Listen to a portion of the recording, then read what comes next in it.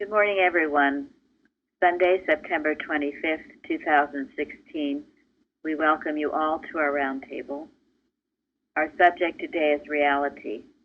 Golden text. Blessed are the poor in spirit, for theirs is the kingdom of heaven. I'm going to start today with kind of a few sobering issues, mainly not as a means of discouragement, but as a means of encouragement as far as your watches together, our unity watches, and also your individual watches. I know that you're all aware of, it seems in the United States these days, every day we wake up, there's been something going on.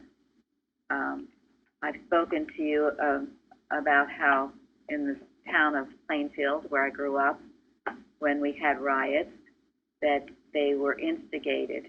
They were brought in from out of town to instigate the riots. And I've read in Charlotte, the people that were arrested, 70% of them were not from Charlotte. They were outsiders, again, instigators. They weren't even from North Carolina. And who has to deal with the problems? The dear people in Charlotte, the business people, the people working, trying to send their kids to school and live a normal life.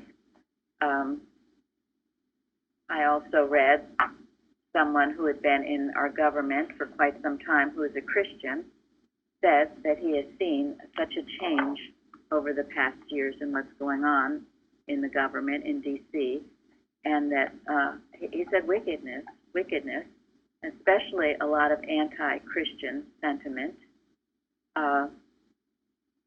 I know for myself, you hear a lot about it, that the Christians are the ones who hate gays, or they just hate people. And I think I mentioned I've seen a movie. I've been looking forward to seeing it. It had Colin Firth. It was called Kingsman. Anyway, the bad people were the Christian church. I was kind of dumbfounded by that, but this is what has been promoted in the minds of people, this anti-Christian business. Now, some of it, perhaps there are some, maybe it's warranted in some cases, but I wouldn't say in the majority of cases it is. I think it's a form of propaganda, and I'm telling you all of this because you need to be aware, you need to be working, and you need to understand this. The other thing I read, it was a very interesting article, and you can disagree with some of these things if you want to, but this man wrote an article saying the real purpose of America. We say it was founded on religious freedom, but his argument is it was for Christian freedom. And if you study your history, you'll find that true. If you've watched the movie The Pilgrims on BBC, they were escaping Europe because they felt their Christian principles were being persecuted. So we've also known that the reason we have the United States, and the reason that mainly that we have Christian Science in the United States, is why. Why did Mrs. Eddy say that?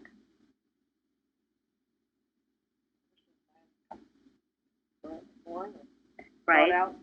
Yes, and it had to be in a country where there was freedom. Yes. Where its government was based on Christian principles that put God first and not the king. These are very important points to understand in your work. And Mrs. Eddy has said, and I'm going to read it in a little bit, her daily work, she talks about Christianity.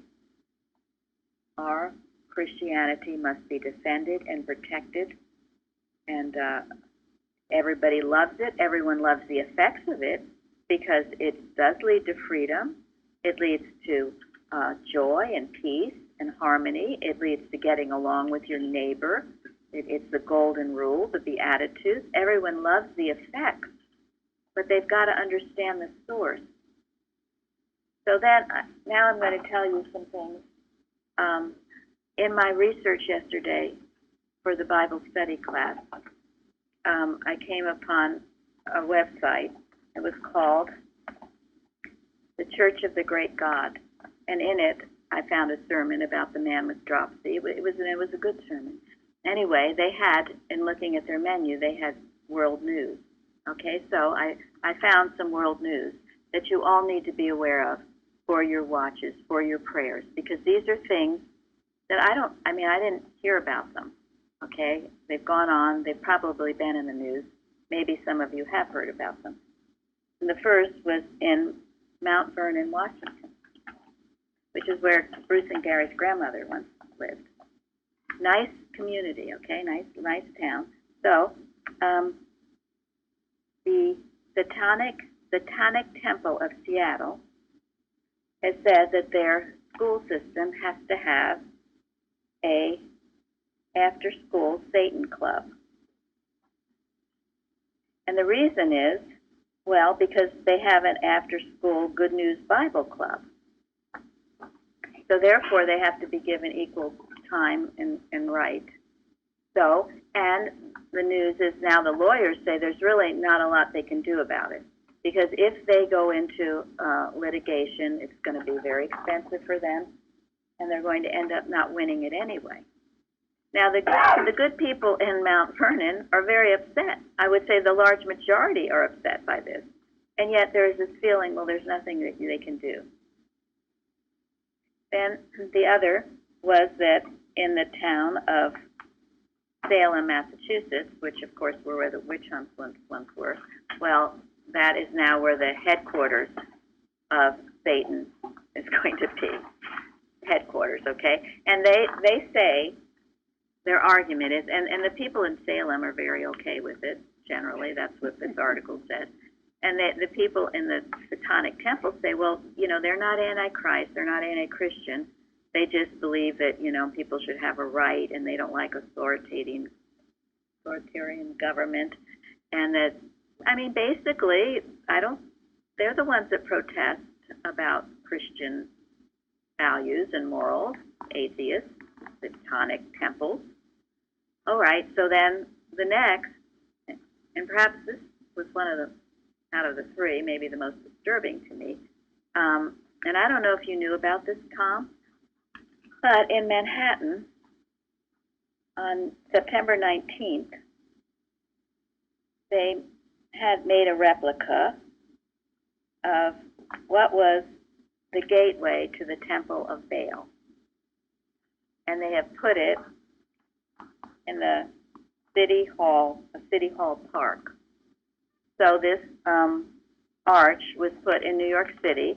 It was once an ancient arch in Syria, and it was recently destroyed by ISIS. So anyway, there was a group, and they're called, I have their name here because Gary kept asking me who was behind it. It's the Institute for Digital Archaeology, and it was a man from Harvard has formed this group, and so his intent is to reconstruct all these ancient archaeology and put them around the world. But that arch was used by those people who were going into the Temple of Baal. And of course we know what Baal is, don't we? So they put this up in New York City now, and some people are very offended and protested it, but I guess most people are all right about it. But I think you need to know these are the inroads that are made very quietly and subtly, and then you wonder, well, what the heck has happened? Did most of you hear about any of these things? No. Well, I didn't know about the arch in City Hall, but to give you an indication of how they work is they had come up with these replicas, and they put them in cities all over the world, and one of them was going to be in New York City at Times Square. A lot of people protested, and they didn't put it in Times Square. Right, yes. They don't give up. That's exactly right. They don't give up, because I thought this was over and done with. I didn't know this, so because they had prevented it from being put into Times Square. But it doesn't matter. They won't quit. I think it's indifference too. People get indifferent about these things coming up. They just go under the pretense that it's art or that is something inoffensive, and so they just walk by it, just very, and they don't take it as something serious and something to be that need prayer and that needs to be dealt with. So they just go by very indifferently, thinking, oh, they just put this up and it's supposed to be art, and they just go on, I think. Well, no, you're right. That's exactly right. That's what this man from Harvard thinks he's doing. And he thinks he's bringing all the cultures together. And but what would happen if they wanted to put a cross there? Separation of church and state. Put it in a bucket of urine, it would be okay. Yeah. That was what Giuliani fought over. Wow. Boy. Yeah, and they said that was okay. All right. Well, thank you. That's for Giuliani. Yep. Well, you get my point. You get what's going on here, and you get the importance of our work. It's subtle. It's persistent. You're right. It was in that article. They started out wanting it in Times Square. It was refused. So they kept pushing, and now it's in the City Hall Park. And I liked what Pilar said about indifference, because what is this kind of indifference? Acceptance, agreement, even though it's indifference. I don't care about it, but in a way you're giving your approval, by your indifference that it's okay to put something like that. But what is indifference? Mortal mind. It's hatred. Hatred. Yeah. It's one of the worst forms of hatred. It's one of the worst forms of hatred. You're indifferent about something. Hatred. Because you don't care. You don't care. And if you don't care, you don't love. And if you don't love, you hate. And in this case, indifference is lack of love, right? And in this case, it's lack of love for what? God. Yes. So if you're indifferent to this kind of behavior, it's really hatred towards what God is. Isn't God principle? Isn't God truth? Isn't God life? This kind of, putting up a statue that represents the entrance to the worship of Baal, isn't that opposed to God? Opposed to truth? Opposed to life? And how can you be indifferent to something that is opposed to God? History shows it. They did that in the past. Elisha had to go to Ahab in order to get them finally to turn around and step away from Baal. When they start taking on these pagan symbols and praying to them, all hell breaks loose on the societies around, and then they have to spend years suffering until they can wake up. Exactly. Yes, and if you don't think all of this is aligned with the shootings at malls, the attacks on our towns, our cities, if you don't, and all this racial hatred they say, which for the most part everybody loves each other, but as I've said, these instigators come in and blow these things up and then put them on the news. If you don't think this is all part of the same thing, then you're mistaken. This is the underlying cause. Just what these people, Gary and Craig and others of you have been saying. The lack of God and caring for God. And when we do that, these other outside influences start to come in and destroy, would attempt to destroy what we love, at least all of us here I know do. It's our Christ, our Christianity.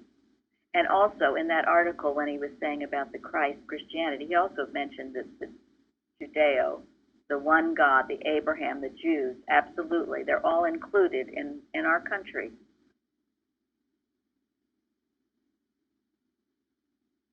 So, anyone else that wants to speak to this?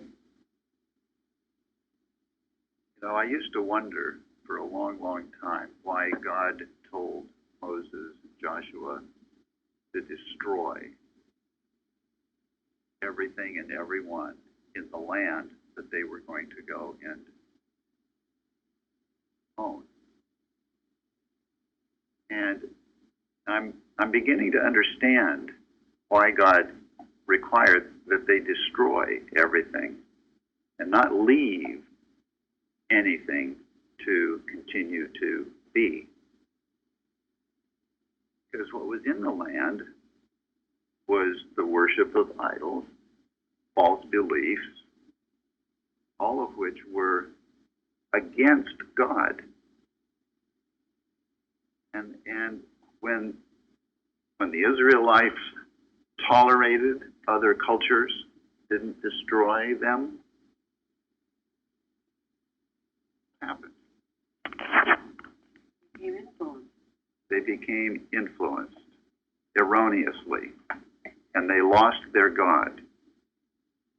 And remember, this warfare, it's a mental warfare now. It is mental. This isn't meaning, you know, because I know some people cringe about destroying people. It's about destroying the false beliefs. And this is the work of the scientists. And it can be done, but it needs to be done. I mean, we're not in favor of genocide, okay? But the point of the Bible stories is it all has to be rooted out, and it does. And we can do this mentally, scientifically, as we're going to now, in a few moments anyway, get into the lesson and what that teaches, what reality is in the kingdom of heaven on earth, what that really is. So, but it has to be. It has to be.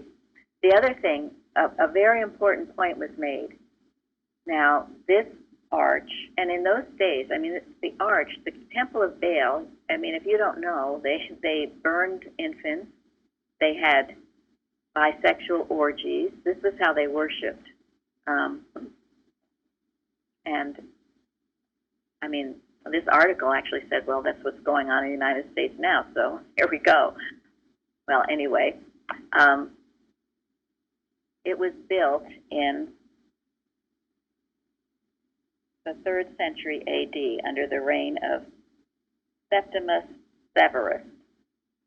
I thought that was interesting because the name Severus is in the Harry Potter book. Yeah. Anyway, that's when this arch was built, and then it was destroyed just a year ago by ISIS. But a point was made. It was built before the Christ came, wasn't it? And all of this worshiping of Baal was before the Christ. What's happening now is after the Christ.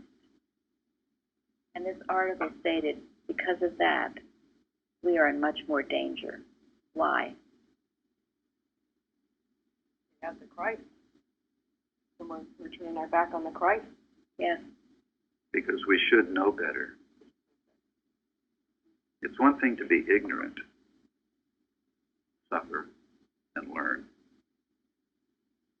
But it's totally different. You know something about what's right. Violated.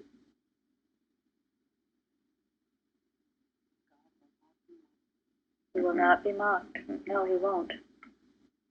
So I'm saying this because if you think the watches are okay, or maybe it doesn't matter, what difference does it make, or I don't do a good watch, or I don't need to do this, you are mistaken, okay? And you are guilty because you know better. I don't want to hear that. Not from anybody here. New people who are listening, that's something different. But all of you who have been here and are not doing the work that you should, be careful.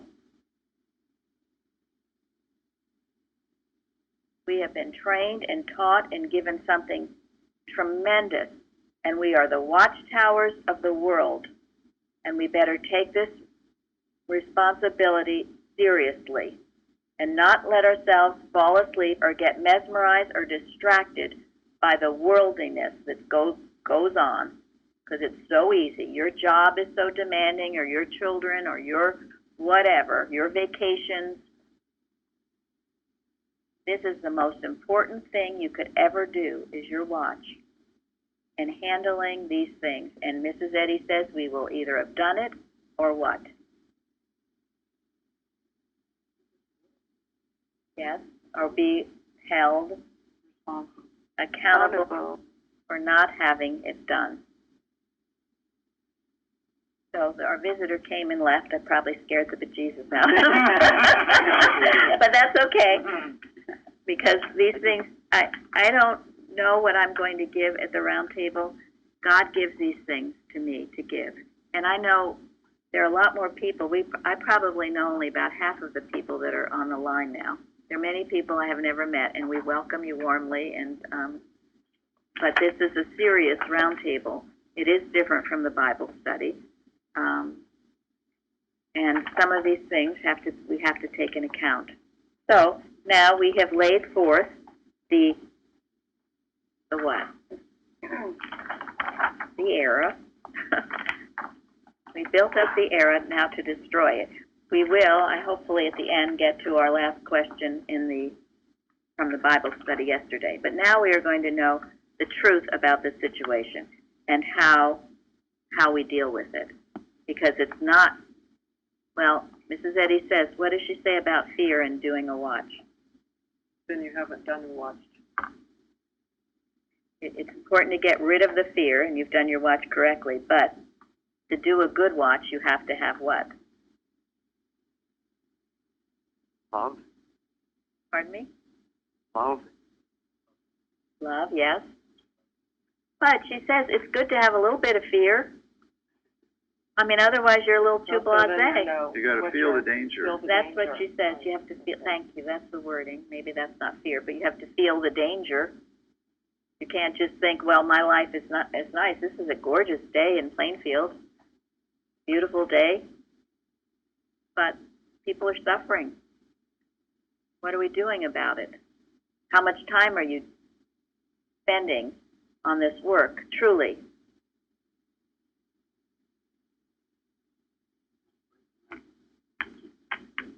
Yes. Otherwise, we're not doing our watch. Thank you very much. Louder. Okay. We must break the mesmerism that he says, otherwise we are not doing our watch. Thank you. Anyone else want to speak to any of this before we move on? Well, I wanted to mention something about Salem, if I could. Okay. We talked about that earlier. Yes. So there was this one woman who was condemned to die, and then they let her go, and then they arrested her a second time. This second time she got convicted. Anyway, she wrote a letter to the governor. And when was this? Pardon me? When was this, Tom? Is this now or a long time ago? Oh, this is during the Salem witch trials. Okay, go ahead. The 1600s. All right. Okay. And the reason I want to say it because, so many times, it seems like it's the Halloween thing when it comes to Salem, Right. They don't realize how good these people were. So this woman who was convicted a second time, she wrote a letter to the governor and said that she was innocent, that she's not asking for her life, that she's asking the life for everybody else, and that the governor stop all this, And she had a lot of courage because she wasn't asking for her life. And she told the governor in the letter, she said that you're in the wrong way.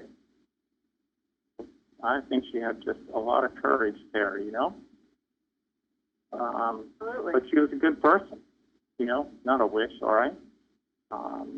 People who treated her made that such a difference, But it was about a month later the governor stopped all those trials. Interesting. But in a way, I think, when you set up a satanic temple in Salem and all this Halloween stuff, basically it's kind of a disrespect to all the good people who are in Salem, And I don't think people recognize the strong Christian character of these people. Well, I know. I mean, during our trial here, I was accused of being a witch. By Boston. Yeah. So, you know, So superstition breeds superstition yes. and fear. And which of your good works were they condemning? Exactly. What the human mind doesn't understand, it is afraid of, and it will try to destroy. And all that we have talked about now is the human mind.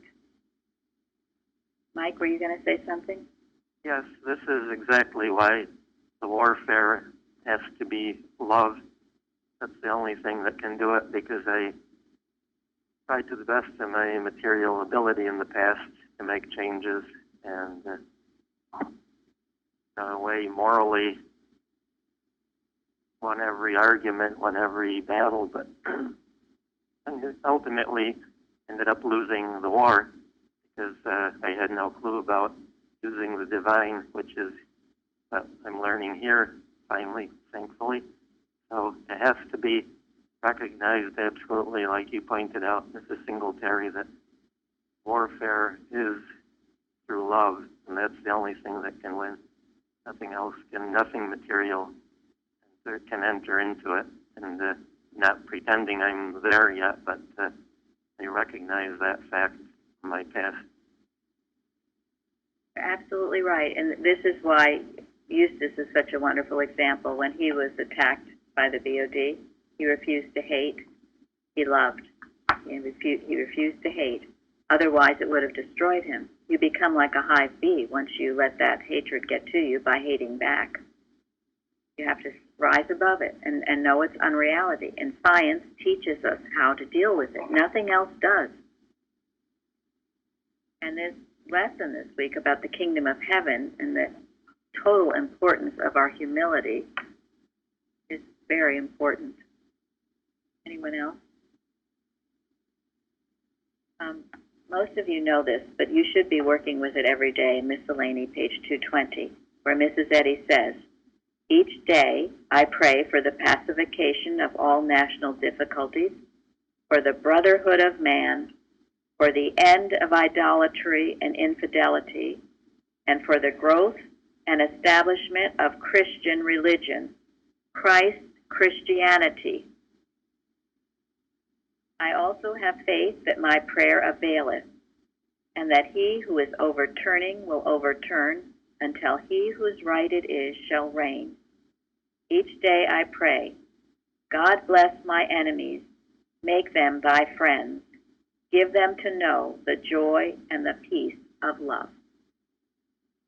That is one mighty prayer, and one we should be familiar with and use. The sentiment is pure and right and true. But she makes no apologies. Christ Christianity, praying for that daily. Okay, in the lesson, Gary, you read number 3. The spiritual reality is the scientific fact in all things. The spiritual fact, repeated in the action of man and the whole universe, is harmonious and is the ideal of truth. Spiritual facts are not inverted. The opposite discord, which bears no resemblance to spirituality, is not real. The only evidence of this inversion is obtained from suppositional error, which affords no proof of God, spirit, or of the spiritual creation. Material sense defines all things materially and has a finite sense of the infinite. Okay, what is she saying there, and how can we apply this?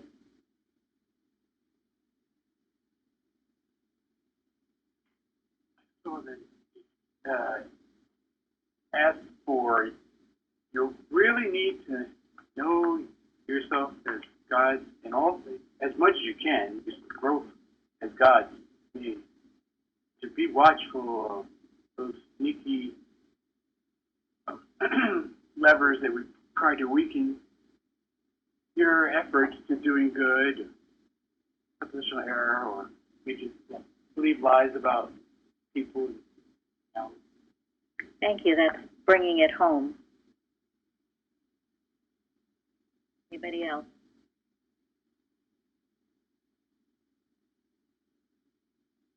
Your material senses see everything incorrectly. And if you believe your material senses, you're going to see things incorrectly.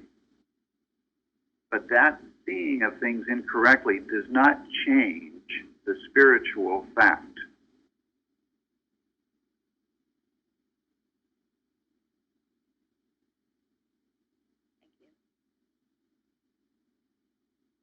Many of you have been telling me how much you've been enjoying Martha Wilcox, her book, and also now Carol is doing it on audio.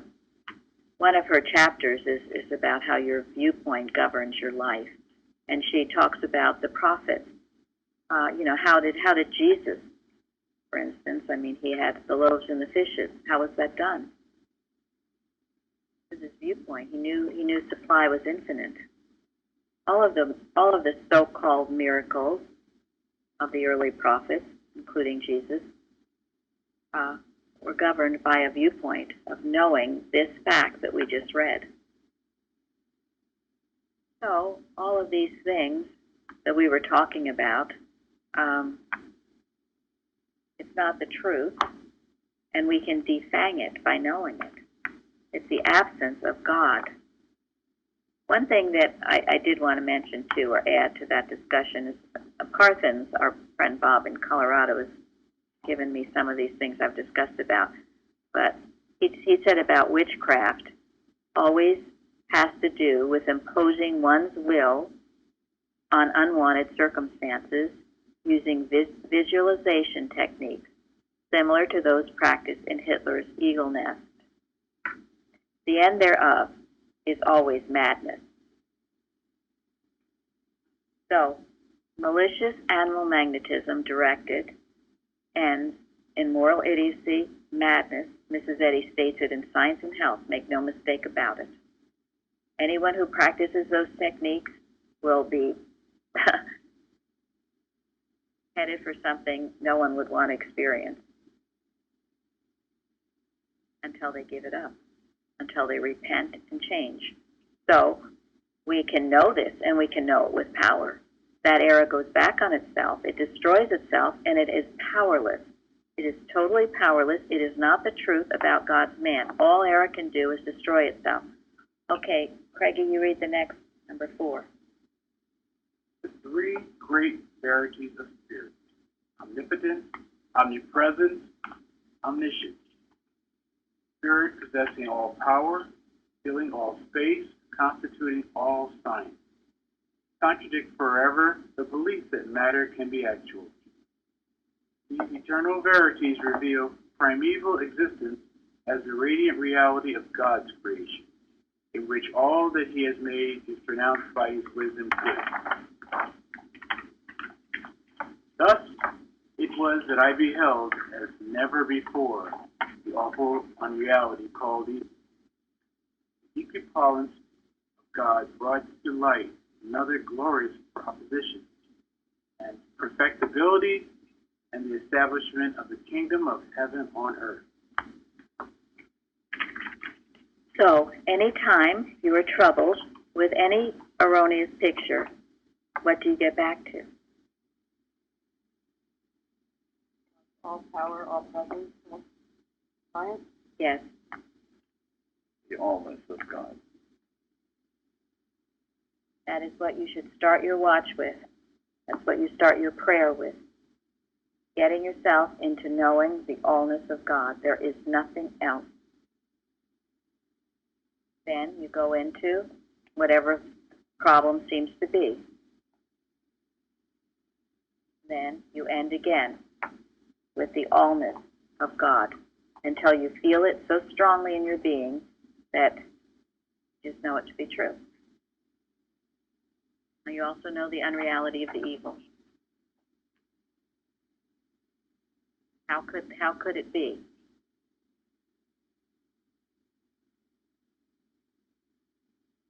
That he says, error comes to you for life. And what does she say about that? You give it all a life.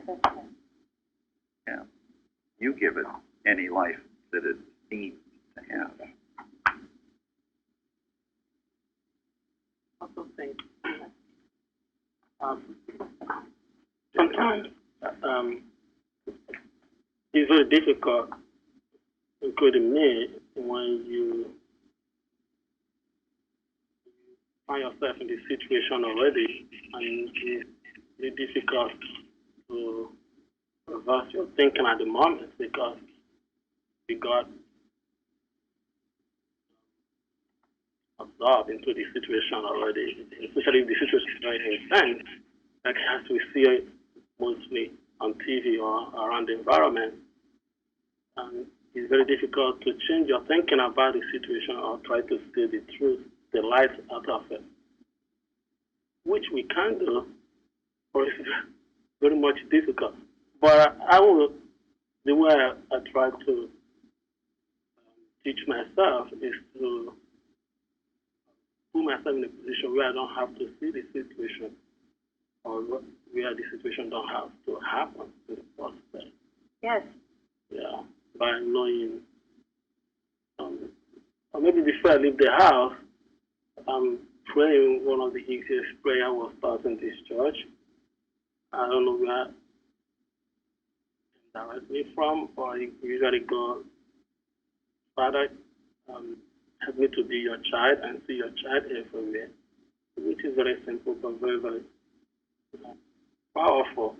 It helps you to correct the situation before you even take it. That's exactly right, and that's why science is preventative as well as curative. And I believe it's Martha Wilcox who says the greater works are not to have anything happen in the first place. I mean, what else could be greater than not to have it happen? Because Jesus, I mean, he raised the dead, he walked on the water. I don't see anything greater than what he did, and Mrs. Eddy too. So not to have it happen. And this is what we are all about right here. We don't have to have all this destruction down the road. We can stop it. Let's bring in the millennium. Christ reign for 1,000 years. We do it by doing this work and dedicating ourselves to doing it. You know, I know some of you find it hard to listen to the what I said in the beginning, to talk about the error, but you have to. I mean, better to know what's going on than afterwards scratching your head and saying, what the heck happened, right? Which is, believe me, that happens. You need to know what's going on. That's why I think that website with this kind of news is helpful. I guess there are probably others too. But anyway, a lot of this stuff you don't read in the headlines. I mean, and that's part of it. You know, so many of the newspapers or so many of the old line media don't give you news anymore. They give you propaganda. So, you know, it's important to find objective news sites so that you really do know what is going on. But that's part of our demonstration, to find what really is going on, what needs to be handled. And what the news gives you is the effect. This is the effect of godlessness, okay? This is the effect of unhandled animal magnetism. But we have to get to what would appear to be the cause and know that God is the only cause and creator, and if we see anything else, it's not the truth about his creation. Okay. Sad thing is that we had that in the Christian Science Monitor. Well, that's right. Well, it is the nature of the human mind, and our job is to purify thought. It's all around us. You're right, Mike. And now we're challenged when we read or see things to ask God, is this the truth? What is the truth? What is really going on? And you base it, you go back to the Bible, and the principles in the Bible, and in Science and Health, which is why we keep giving this instruction. Does this line up? And if it doesn't, then why not? And what's going on here truly? And then destroy it if it's not of God in your thinking. And, I mean, these wars, what are these wars about when people do get exterminated? Because it hasn't been handled mentally. So let's do it so it doesn't get to that point.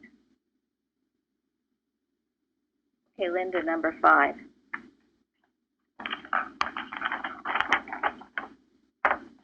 The evidence of the physical senses often reverses the real science of being, and so creates a reign of discord, assigning seeming power to sin, sickness, and death.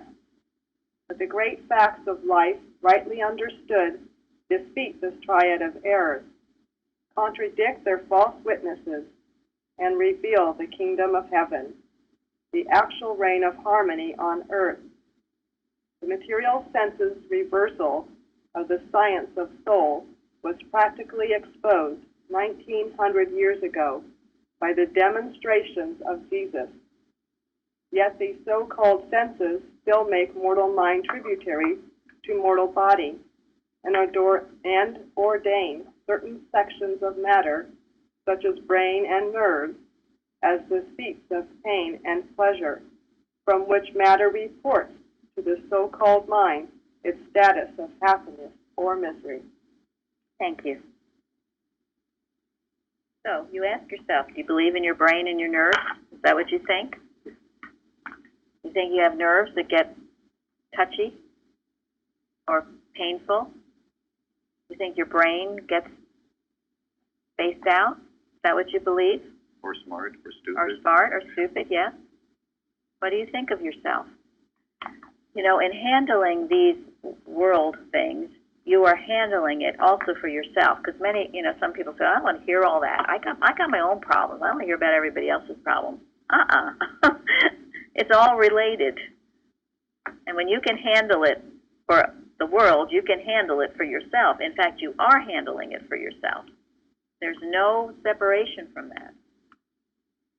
So you make sure you understand the intercommunication is always from God to man. That's what the nervous system is. No other nervous system. And the brain is your one mind. And when you stay in that, you will see, as Benjamin said, you're going to see the kingdom of heaven and not a triad of errors, a reign of discord. I know Thomas said before he leaves his house in the morning, and when he gets home, he's knowing the truth about his home, about his work experience. That's why you read the lesson, to take it out and work with it, not to just fall down in a puddle of despair. If you don't do it, believe me, you're going to see a lot out yeah, you're going to see a lot. Lot means what kind of is done. Right.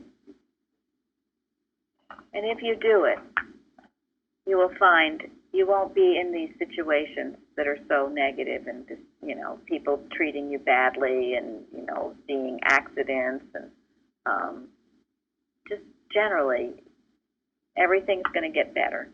And all of you, that's happening. When you have a problem repeating and repeating and repeating, it's because it's in your thought. You expect people to be dishonest? Hey, they're going to be dishonest. You expect not to get treated fairly? Hey, you're going to not get treated fairly. You expect to be poor? You'll be poor. If you're indifferent to any form of error, it's going to get you. Period. One story was, I think, I heard a story from you, Mary, about a terrorist or somebody who came to a school to kill all the children. Right. Everybody, but the teacher of the classroom talked him out of it. She was a secretary or someone in the office. Yeah, she was in Atlanta. Secretary. Which means she did her work. And she did her work. Yeah. She told him that God loved him. He didn't want to do this. He wasn't afraid when he came in. She wasn't afraid. Yep. And Spoke the truth to yes. him. There are many, many examples of that. You often don't hear about those. Yeah, they don't make the news because they don't create problems, right? They diffuse the problem. Guy It's took like, the gun. It's like Christian Science healing. How many Christian Science healings make the newspaper? Right? None of them. And yet that is the reality of things.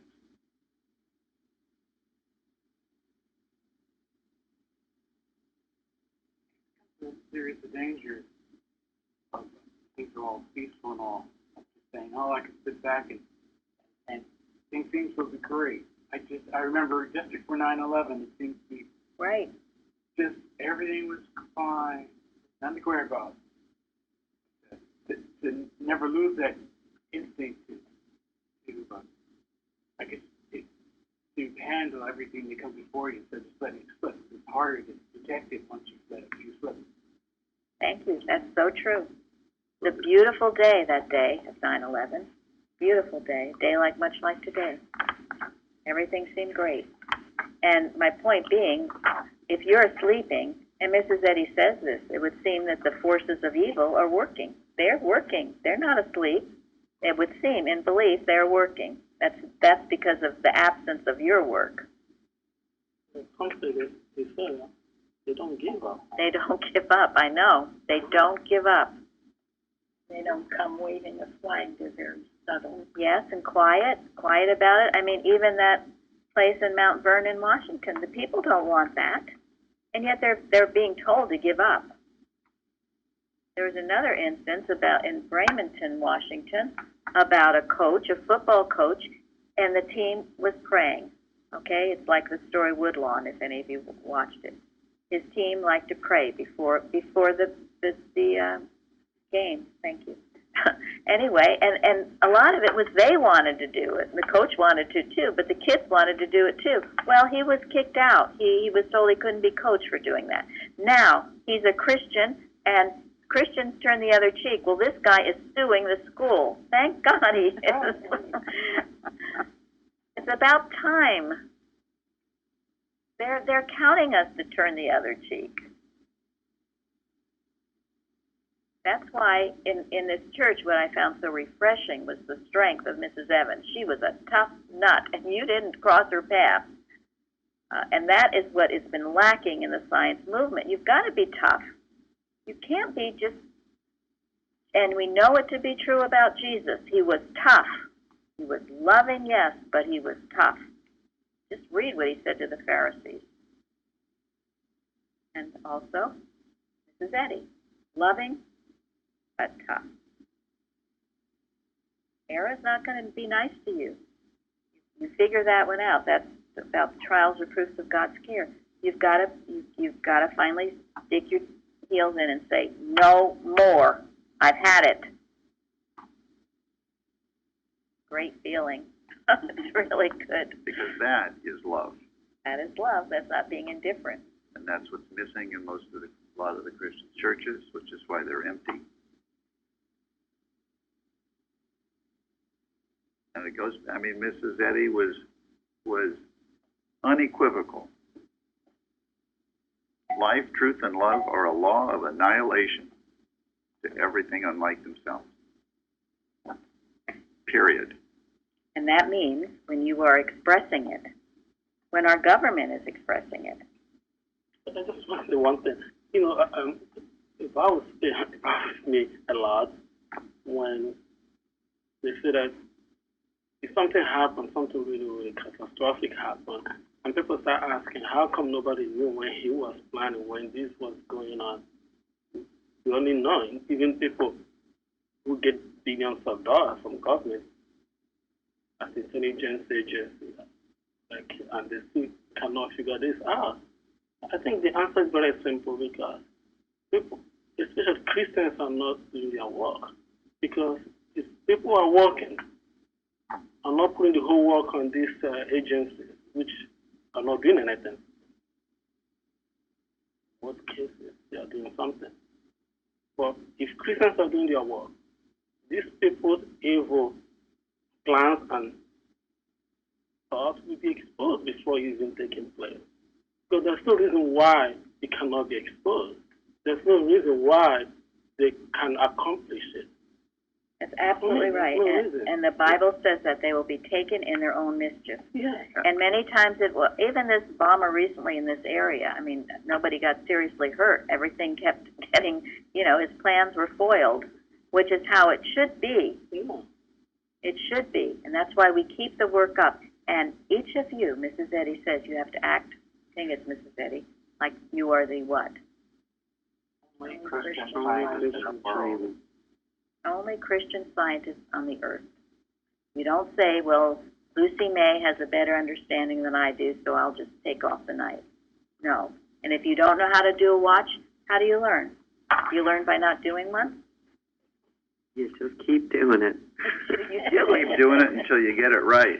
Yes. Exactly. If they're not giving up, we shouldn't either. We can't afford to. You're right, Betty. And this gets to the answer to the question number 5 that we didn't get to. Why did Jesus put so much emphasis on being humble like little children?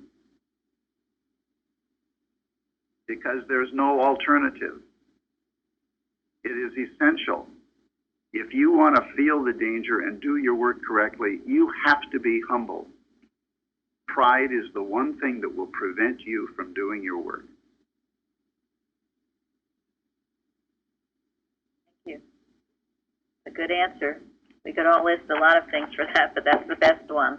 And that's what this whole lesson was about. If you want to enter the kingdom, if you want to bring in the millennium, get rid of your pride. Get humble and let God use you, because He will. I'm going to end. This is page 213, miscellaneous writings.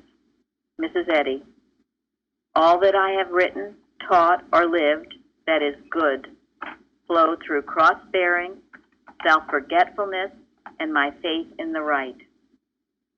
Suffering or science, or both, in the proportion that their instructions are assimilated. Important point. And Jesus said, hold it, wait, we're in the middle of the ending. We're ending now. Will point the way, shorten the process, and consummate the joys of acquiescence in the methods of divine love. The scripture says, he that covereth his sins shall not prosper. No risk is so stupendous as to neglect opportunities which God giveth, and not to forewarn and forearm our fellow mortals against the evil which, if seen, can be destroyed. Loyal Christian scientists, be of good cheer. The night is far spent, the day dawns. God's universal kingdom will appear. Love will reign in every heart, and His will be done on earth as in heaven.